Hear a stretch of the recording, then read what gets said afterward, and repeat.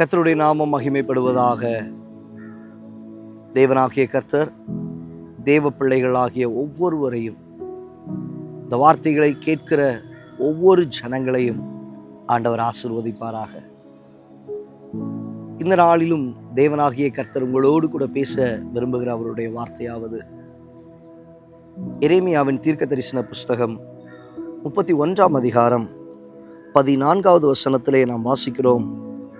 என் ஜனங்கள் நான் அளிக்கும் நன்மையினால் திருப்தி ஆவார்கள் என்று கர்த்தர் சொல்லுகிறார்.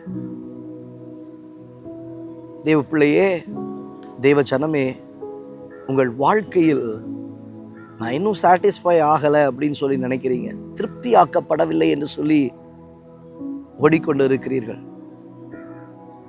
செய்கிற வாய்க்குது, ஏதோ ஓடுற, இன்னும் திருப்தியாய் நான் சம்பாதிக்கலை, இன்னும் திருப்தியாய் என் வாழ்க்கையில் ஆகாரத்தை உட்கொள்ளலை, இன்னும் திருப்தியாய் என் வாழ்க்கையில் நான் படித்து முடிக்கலை, நான் செய்கிற காரியத்தில் இன்னும் திருப்தி அடையலை, ஆவிக்குரிய வாழ்க்கையில் நான் இன்னும் திருப்தி அடையலை.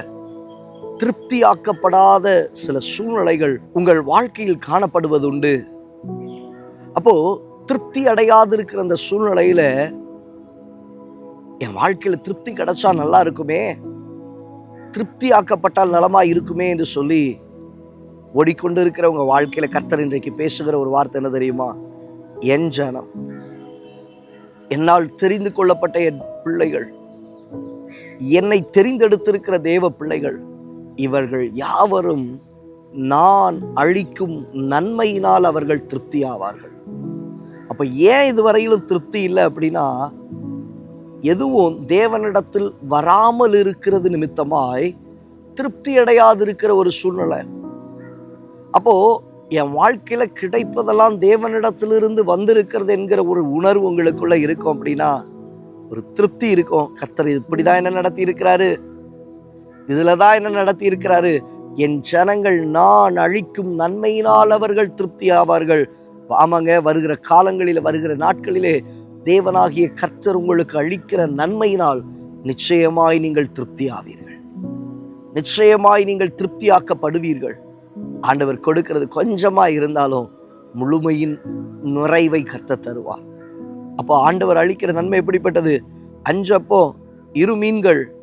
அப்போ கர்த்தர் அதை எடுக்கிறார், வானத்தை அண்ணாந்து பார்க்கிறார், ஸ்தோத்திரம் பண்ணுகிறார், அதை பிட்டு கொடுக்கிறார், அது பகிர்ந்தளிக்கப்படுகிறது. ஜனங்கள் யாவரும் சாப்பிட்டு திருப்தி அடைந்தார்கள். மீதம் 12 கூடைகளை கர்த்தர் எடுத்தார். கர்த்தருடைய திருப்தி அப்படிதாங்க இருக்கும். நீங்கள் செலவழித்து பூரணமாய் சம்பூரணமாய் சாப்பிட்டு திருப்தி அடையும்படியாய், மீதம் எடுக்கும்படியாய் கர்த்தர் இந்த நாளிலே, வருகிற காலங்களிலே உங்கள் கையிருப்புகளை கர்த்தர் ஆசீர்வதிப்பாராக. நீங்க செய்கிற காரியங்களை கர்த்தர் வாய்க்க பண்ணுவாராக. ஒவ்வொன்றிலும் கர்த்தருடைய கரம் உங்களோடு இருந்து உங்களுக்கு முன் நின்று அதை நடத்துவதாக. நிச்சயமாய் கர்த்தர் உங்களை ஆசீர்வதித்து அவர் அளிக்கக்கூடிய நன்மைகளினால் உங்களை திருப்தியாக்கி நடத்துவார்.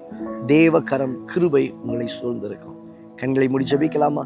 நல்ல தகப்பனே, இந்த வார்த்தைகளை கேட்டு ஆண்டவரே, என் வாழ்க்கையில கர்த்தர் ஒரு திருப்தியை கொடுத்தா நல்லா இருக்குமே என்று சொல்லி யோசிக்கிறவருடைய வாழ்க்கையில், என் ஜனம் நான் அளிக்கும் நன்மையினால் அவர்கள் திருப்தி ஆவார்கள் என்று சொல்லப்பட்டது போல உம்முடைய பிள்ளைகள் திருப்தியாக்கப்படுகிற ஒரு அனுபவத்தை தந்து நடத்துவீராக. மனதார ஆசீர்வதிக்கிறேன். உடைய வாழ்க்கையில இதுவரையிலும் நான் செய்வதில் எதுவும் திருப்தி இல்லையே என்று ஆண்டவர் யோசித்துக் கொண்டு இருக்கிற இடத்துல அந்த நிலைமையை மாற்றி முழுமையாக்கப்பட, பெற்றுக்கொள்ள, சேமிக்க கர்த்தரால் ஆசீர்வதிக்கப்பட ஜெபிக்கிறேன். இயேசுவின் நாமத்தில் பிதாவே, ஆமென். தேவ பிள்ளையே, இதுவரையிலும் திருப்தியாக்கப்படவில்லை. ஆண்டவர் சொல்லுகிறார், நான் அளிக்கும் நன்மையினால் நீ திருப்தியாக்கப்படுவாய். மீதம் எடுக்க கர்த்தர் கிருபை செய்வார். சாப்பிட்டு சம்பூரணமாய் நீங்கள் காணப்பட, வாழ ஆண்டவர் உதவி செய்வார். God bless you. God bless you.